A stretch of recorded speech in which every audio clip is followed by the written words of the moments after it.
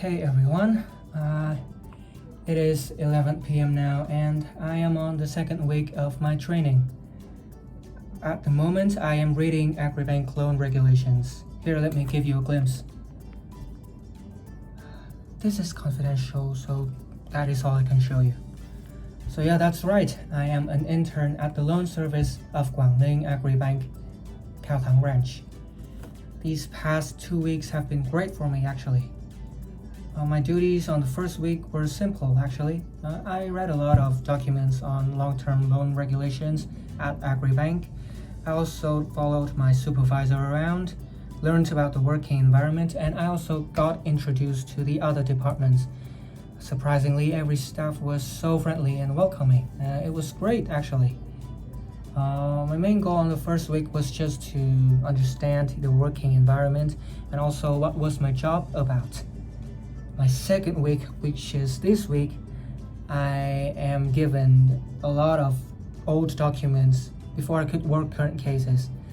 My supervisor gave me a bunch of old long-term proposals and had me to evaluate it, and then after that we will compare to see if my analysis matched the results they had before. And hopefully if I did well, I will get to work with current cases. Okay, so now I'm gonna introduce to you a little bit about Agribank in general.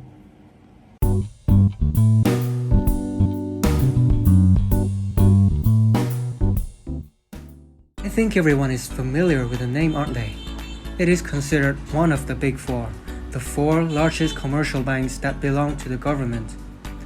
Agribank in fact has the largest scale as its branches are available in every province or city in Vietnam.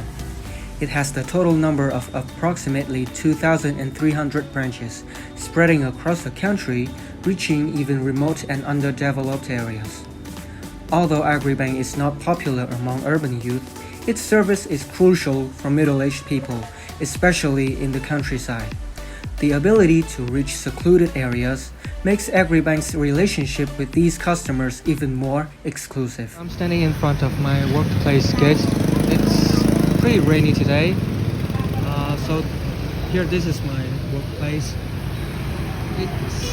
The location is pretty ideal since it's lying in the middle of the crossroads. Next to my workplace is a fire station. There are a lot of vehicles going on around, as you can see, a lot of buildings, so this place has gained a lot of attention, and that's why it's pretty ideal. This place used to be so much bigger. There used to be a front building right over there, but somehow the government wants to widen this road, so they have demolished the building and then a part of the front yard. So this is the only place we got left. This building used to be for canteen and everything, but we have to make room for workplace, so the canteen has been demolished and replaced by this right here. This is the accounting room. I won't get in there because I think they seem pretty busy, and actually my workplace is on the second floor. This is the parking space right here. So let's go to the second floor right now.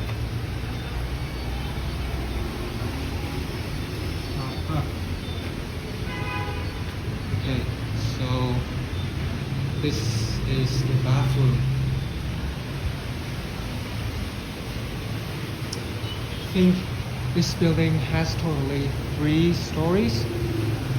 I know the building is pretty small, but I heard from the manager that they're planning to renovate the building,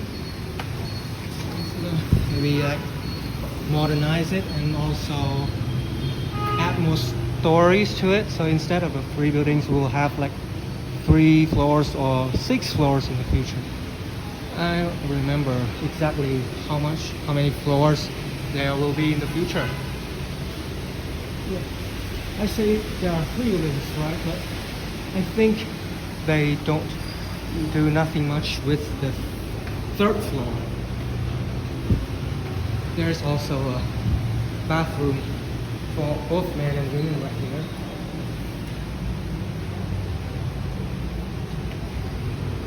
Oh.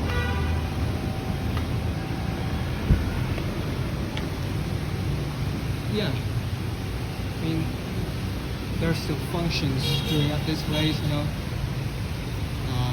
The meeting room, and then the deputy manager at the end of the hallway. Yeah, but I don't normally go to this floor much. My workplace is actually on the 2nd floor, so that's where I'm heading right now.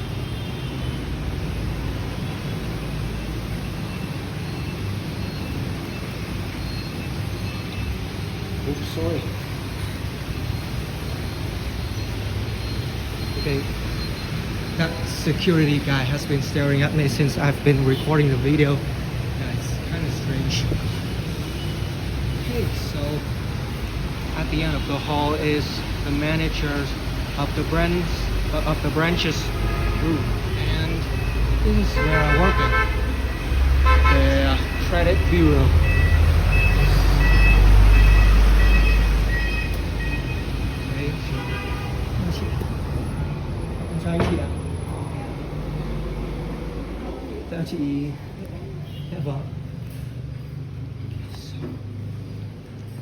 Everyone is kind of busy right now, so I cannot talk loudly. So I think that's it for today. I'm gonna end this video right here, and yeah, goodbye everyone. On the next weeks, I got to work on current cases with a careful supervision from the staff. Luckily, I didn't make any mistakes when getting checked. I had already got used to the environment and, well, was not shy anymore.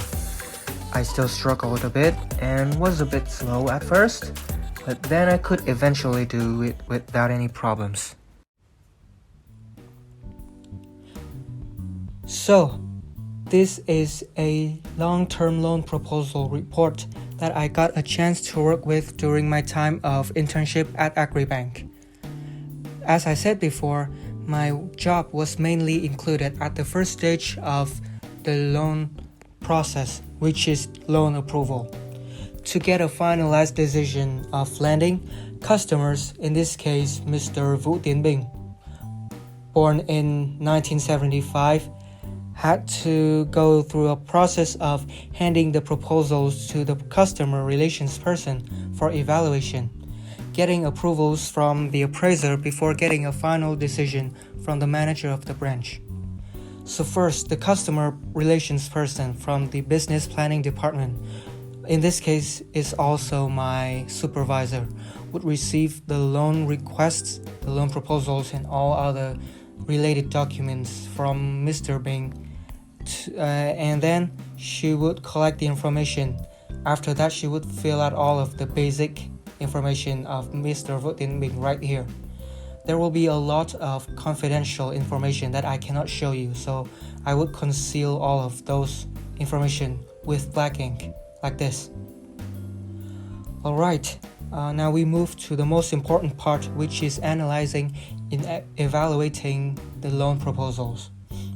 First, I would analyze the completeness, validity, and legality of the loan application, and it indicates that all of the requirements are met by the customer, Mr. Bing.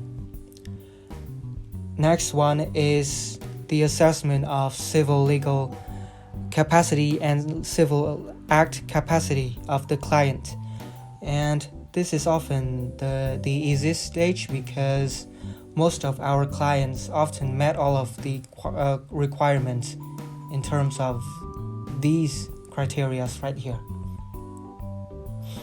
Okay, so this is the basic information of the loan proposal. Besides the number, we also had the loan purpose, the duration, the interest, and also the loan method.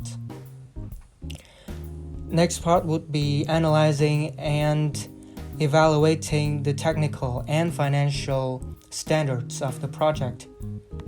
Alright, and assessment of the legal basis of the project shows that the project ensures the legality, does not violate the provisions of the law, and investment object is suitable for the registered business lines.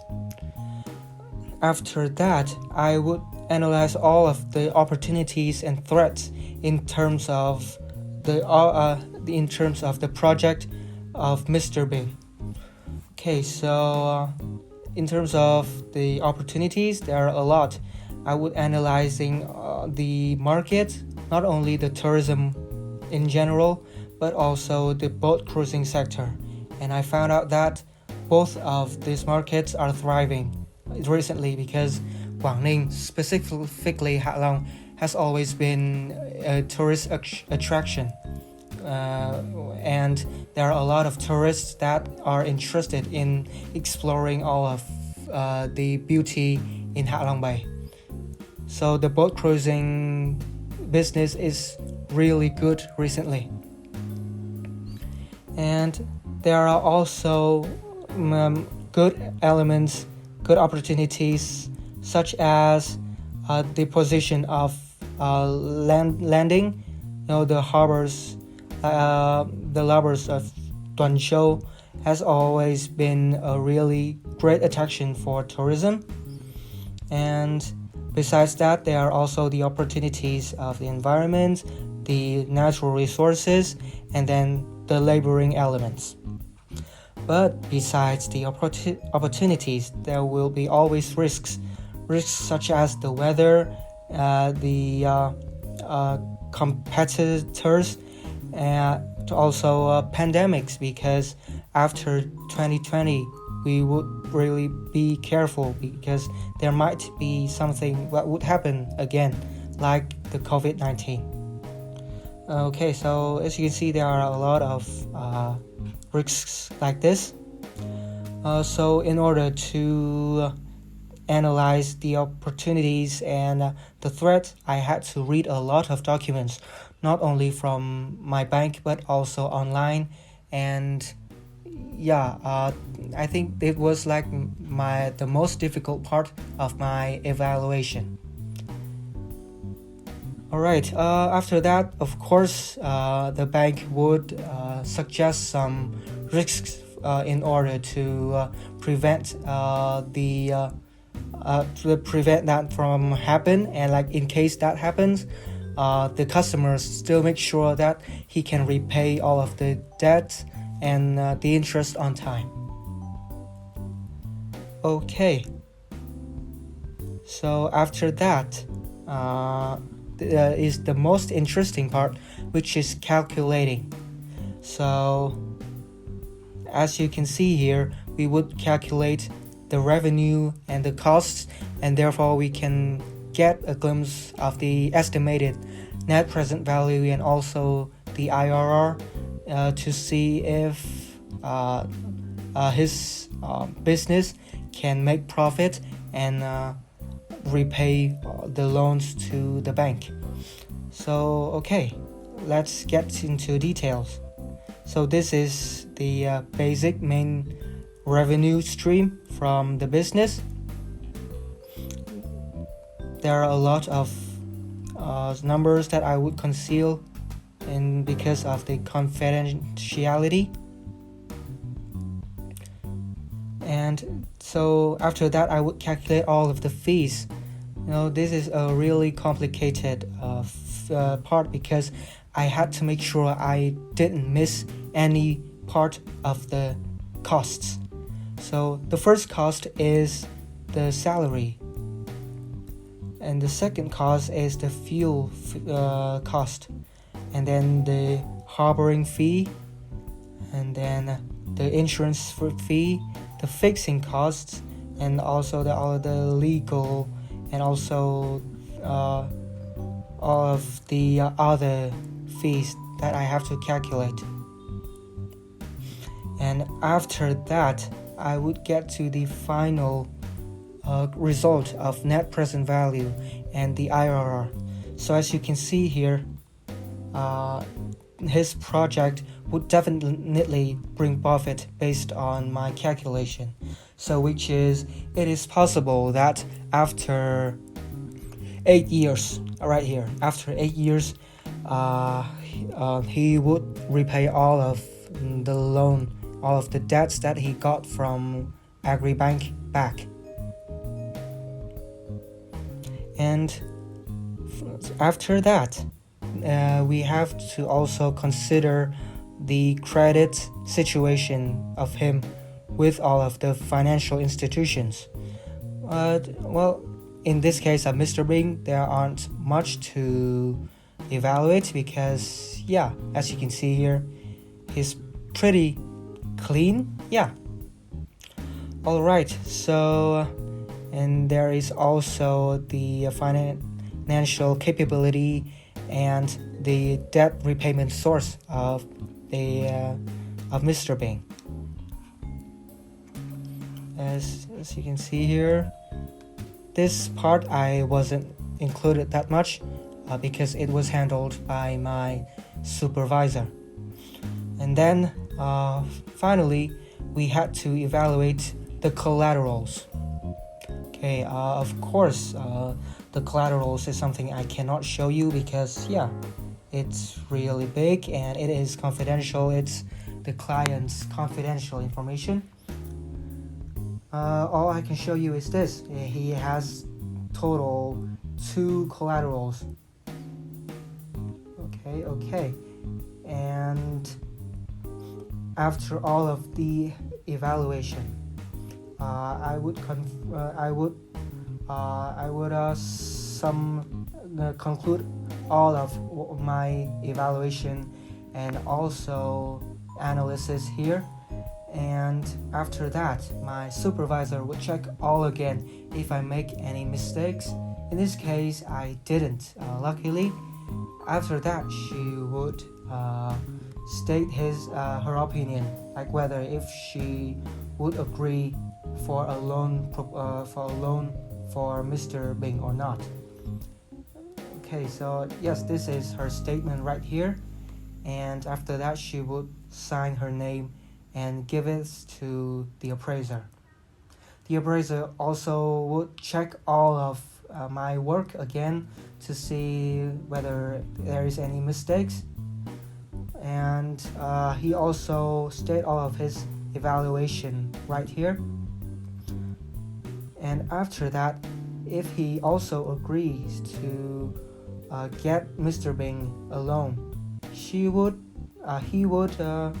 state his statement right here with the suggestions of the amount of money, also the loan proposal, the method of loan, and the duration.